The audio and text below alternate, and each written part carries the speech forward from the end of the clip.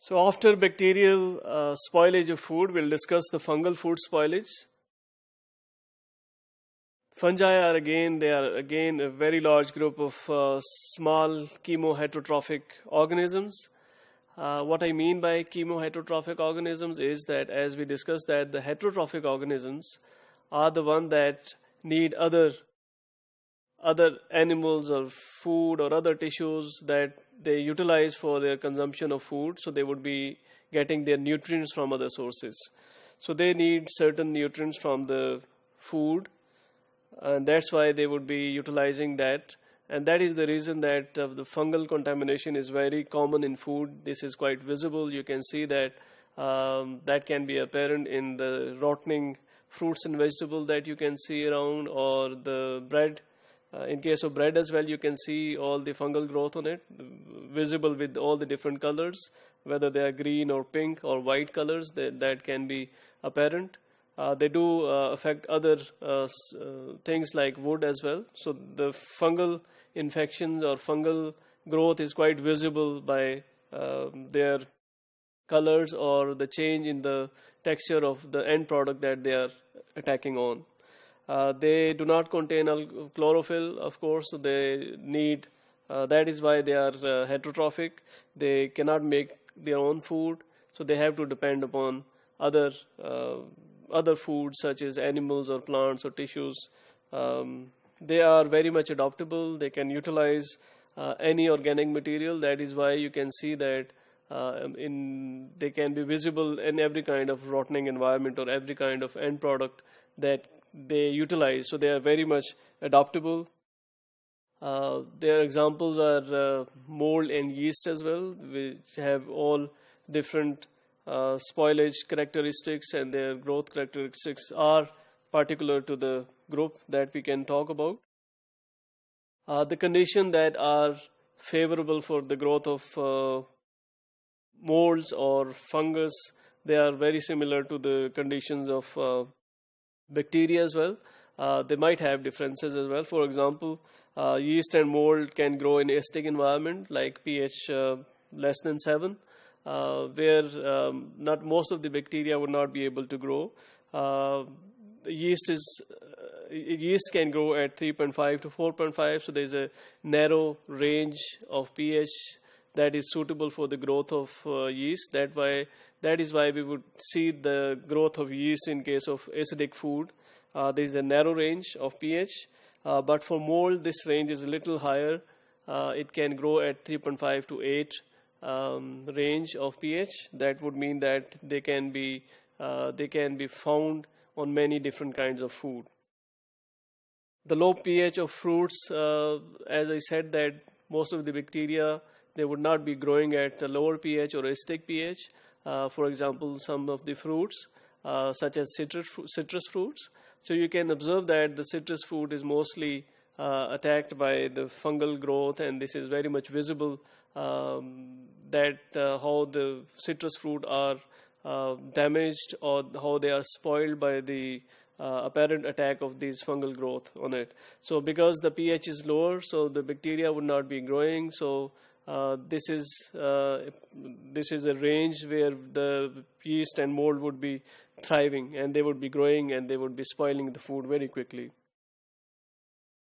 The fungal growth is characterized by the type of the organism that we are talking about. If they are unicellular, they may be multicellular. They might have hyphae, filamentous hyphae as their structure. So they can use all these kind of mechanisms depending upon the structure of these fungus for the spoilage and the biodeterioration of food. Molds, they are responsible for a lot of deterioration in food. They do cause a lot of economic losses in many of the products. They can reduce the quality of these end products.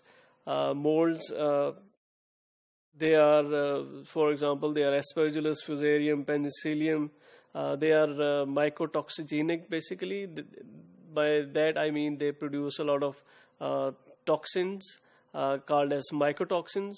And this is one of the serious food safety issue as well, because most of our products are discarded because of the high amount of these toxins that are present in food, and they can create a lot of havoc and problems when they are consumed in higher amount, and they are very much abundant in the atmosphere. So your crops or the products or grains, especially rice or milk, they are all the candidates that can be attacked by these fungal growth, as well as the end products or the secondary metabolites are found there that can make them very much unacceptable by regulatory standards, as well as they can create a lot of health problems as well.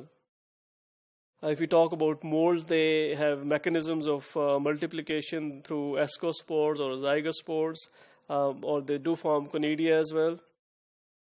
They are very much heat resistant, so the heating of food would not be actually saving it from the fungal growth. Some of the examples of heat resistant molds are Botrytis, which is a gray mold. Basically, they are visible as a gray molds on many foods.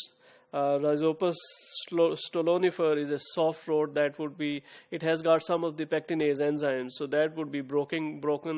It would be acting upon many vegetables or maybe fruits, and they would be breaking down the structure, the pectin structure, and that is why it is also called as it causes soft rots. Aspergillus molds are another examples that, as I earlier said, they produce a lot of mycotoxins or aflatoxins in food, causing a lot of health hazards.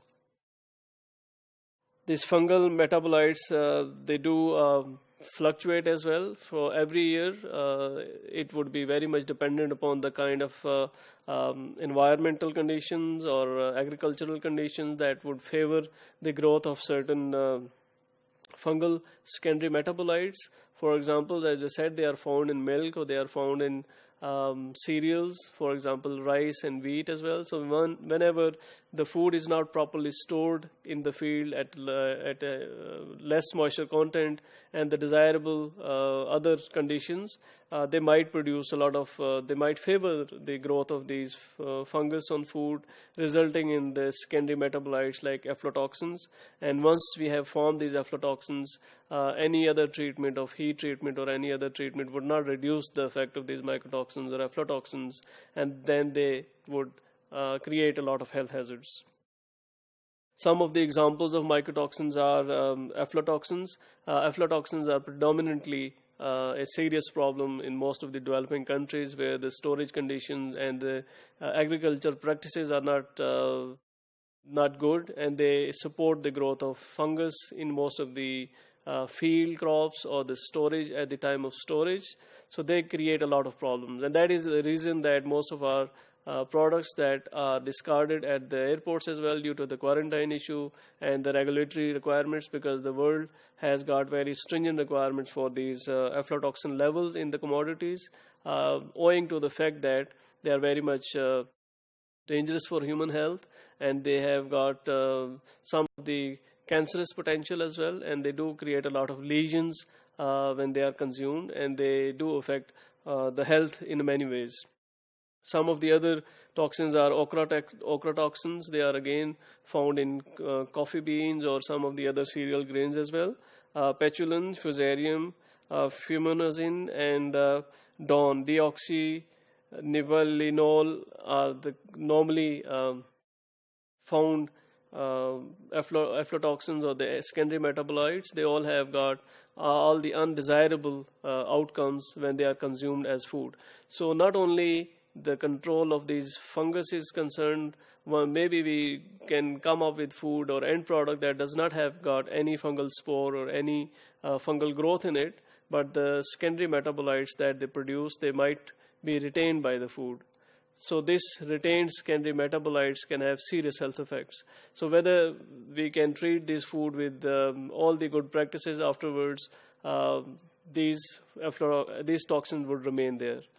So they would require actually that all the agriculture practices should be sound enough, they should be good enough that they discourage the growth of these fungal communities within the crops or field or harvesting time or storage time, because they are found in nature everywhere, and they can contaminate the food chain at any time. And whenever they enter into food and they find a desirable environment or the suitable environment for their growth, they would produce these secondary metabolites. So these secondary metabolites are very serious health concern and a safety concern for fungal growth in food. So this was something about the fungal food spoilage that we do encounter, and the kind of end products and their effects on human health.